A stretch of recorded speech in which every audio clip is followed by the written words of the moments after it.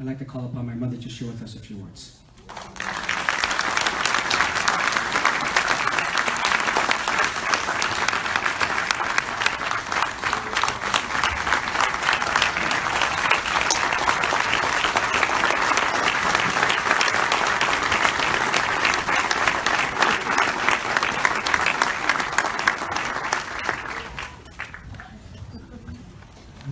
Hard to see, but I want to, thanks, Mitch. I just want to thank everybody that is here tonight, and everybody who is called, and everybody who has opened their hearts, and everybody who has shared in the sadness that our family feels. I'm very grateful that all my children actually covered most of every point of what I was going to say, so I am not actually going to repeat many of those things. But I just want to really conclude with a very deep and moving story. And before I do, I just want to share a few words of how we came to this story. As I think maybe sure some of my children said, today in Yerushalayim was Shushan Purim. And you know, I just want to convey to everybody, as much as my husband loved being in Sfat and being in Israel and being in Hebron and being in Jerusalem, he absolutely loved being here in Los Angeles. You know, if it wasn't for all of you, he wouldn't have stayed. Many years ago, when we started to go, and I just want to thank our bosses and the people at Ascent, who made it possible for us to spend the last 20 summers, for most of the summer, in Israel, and meeting Jews from all around the world, and really having an effect. And there's actually a woman here tonight who doesn't even live in Los Angeles, who lives in New York, who happens to be here, who spent the summer when we were bombed in Israel together with us. So Israel was deeply meaningful, Sfat was incredibly meaningful, but the most meaning that Shlomo had in his life was here in Los Angeles with all of you. One of the things about Purim that we talked about, not coincidentally, that Shloshim comes at the time of Purim, is that Purim is about dressing up, and Purim is about costume, and we know that Shlomo loved to dress up in costume. He loved his jeans. He was often, in the early years that he was working, threatened to be fired for the way he dressed. He never backed down. He has the most amazing t-shirt collection with sayings from everywhere in the world, every place we had ever been. And one of those things that we talked about was his colorful rainbow suspenders. And why did he wear them? Because you couldn't say no. If he asked you to shake a lulav and he was wearing those suspenders, it would be very hard for you to turn him down. And there are also the car with the bumper stickers. Now that was a great car. I was actually never embarrassed to drive it, but now I feel kind of bad that my children might have suffered. Maybe Nina could do therapy on them. So, why did he have the bumper stickers on his car? So anytime we were at a traffic light, or anytime we were in a parking spot, somebody would come over, somebody would make a comment, somebody would say something. Shlomo would be able to give them a smile, invite them for a Shabbos dinner, and people always came. I want to give a short background of the story I'm going to tell. One of the things Shlomo loved to say was that when two Jews would get together and they would meet, they would talk until they found out that they were relatives. So 24 years ago, when my son Yosef turned 12 years old, we wanted to take him to Israel to put on tefillin for the first time, and Shlomo and he decided that they would go to Hebron for Shabbos. And we had been to Kiryat Arba. Shlomo had never stayed in Hebron, and he called his good friend Baruch Nachshon and asked him to set him up with a family in Hebron. So Shlomo and Yosef were picked up by a man whose name was David, and they were in the car going from Kiryat Arba, which is a small city, to Hebron, which is a tiny hamlet of only a few 100 Jews, a few, only maybe 50 families. And that means they all have 10 kids. And so in the car, Shlomo turns to David and says, "Where are you from?"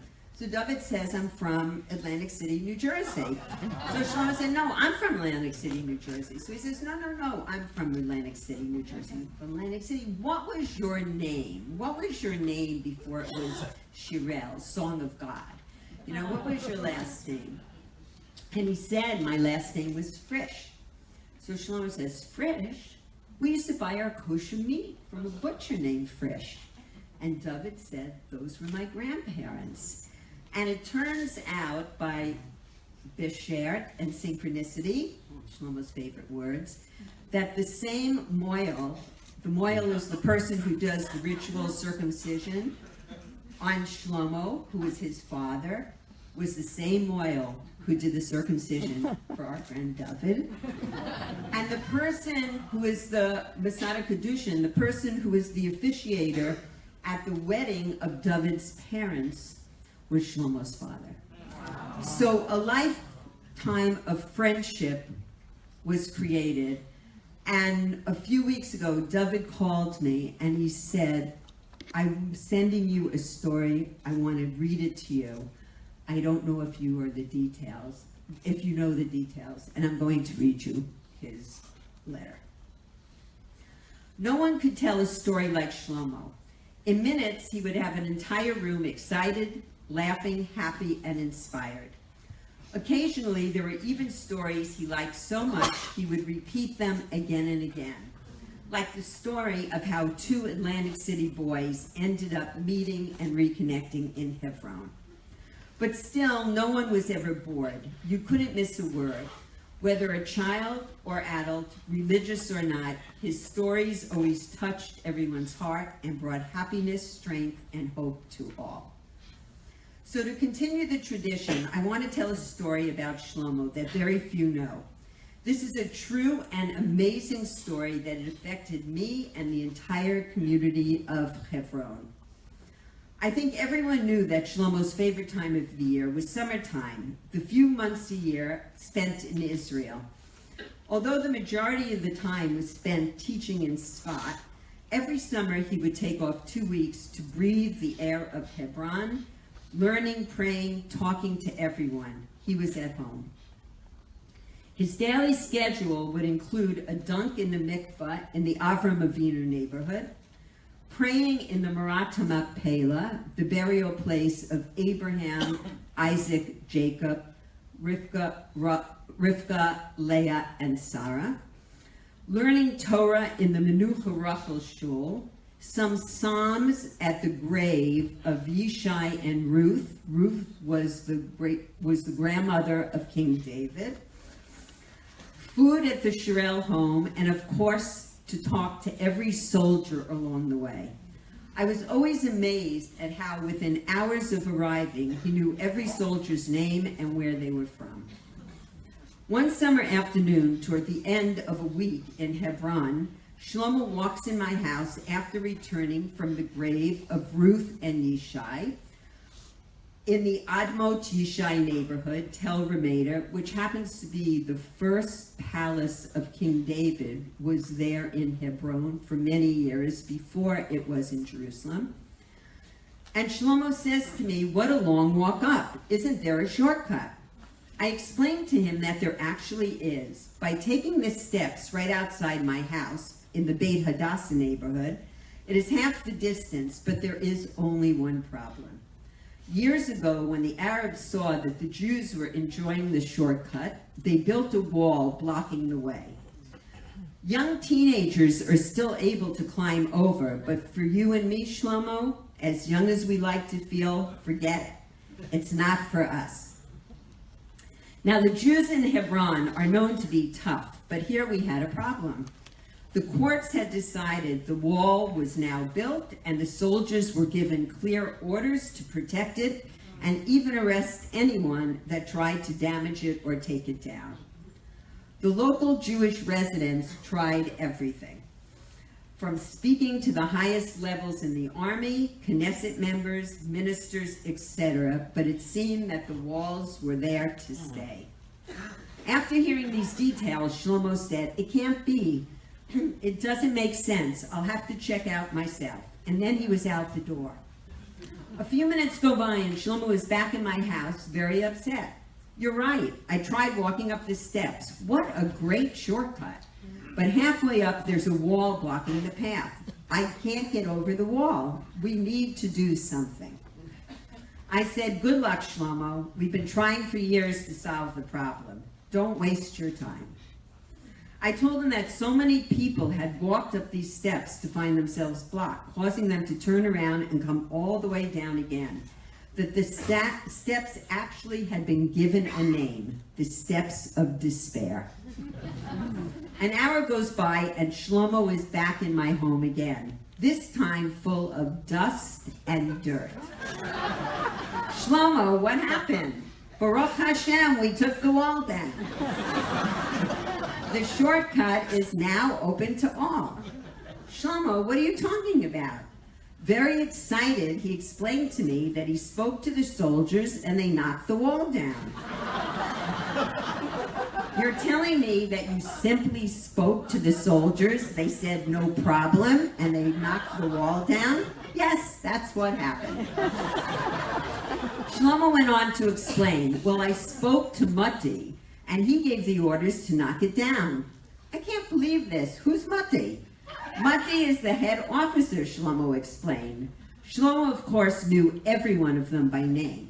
He continued, "Well, I was sitting and talking with the soldiers, great bunch of guys, Shimon, Mulek, Heshi, Shalom. Did you know Shalom is a Jersey boy?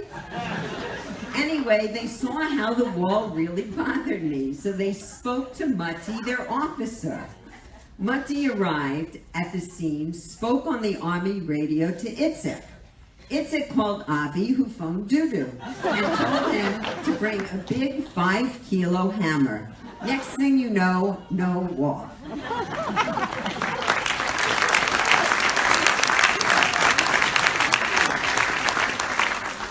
Shlomo was so happy, but I continued not to believe, telling him he was dreaming. "Let's go look together. I have to see this for myself." As I went up the steps with Shlomo, I couldn't believe my eyes. Sure enough, no wall. After asking the soldiers what happened, they answered, "Shlomo asked us to knock it down, so we did." "What?" I said, facing the soldiers. "This guy has been here for a week and you do whatever he wants?" "Well, he's such a nice guy," the soldiers answered. "I'm also a nice guy," I answered. "I've been asking you to knock down the wall for the last 10 years with no success." Finally, one of the soldiers explained, "Shlomo may have only been here for a week, but every day this week, he bought lunch for the entire unit. One day pizza, next day falafel, then malawa, together with ice cream and soda. He showed his true and sincere love to us." I looked at Shlomo in amazement. "Shlomo, is that true? Every day you have been buying lunch for the entire unit?" With his modest smile and special laugh, he answered, "Hey, look what you can do with $50 in Hebron." From that day on, the name of the steps changed. Anyone visiting Hebron can pass by the steps and see the new name embedded in the wall. And I actually have a picture, if anybody wants to see. The Steps of Hope, Madrigot HaTikva, is what those steps are named now.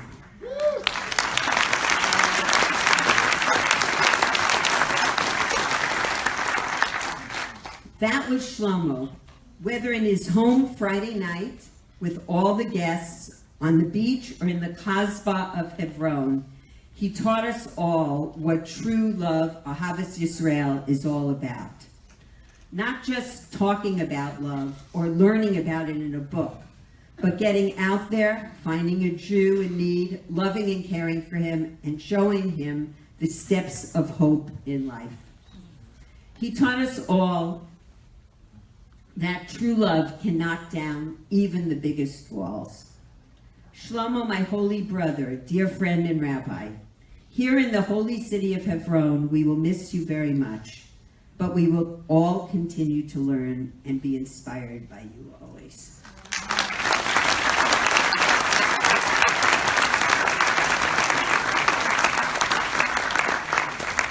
And I just want to end by saying we are having a Friday night dinner this Friday night, and if anyone would like to come, see me.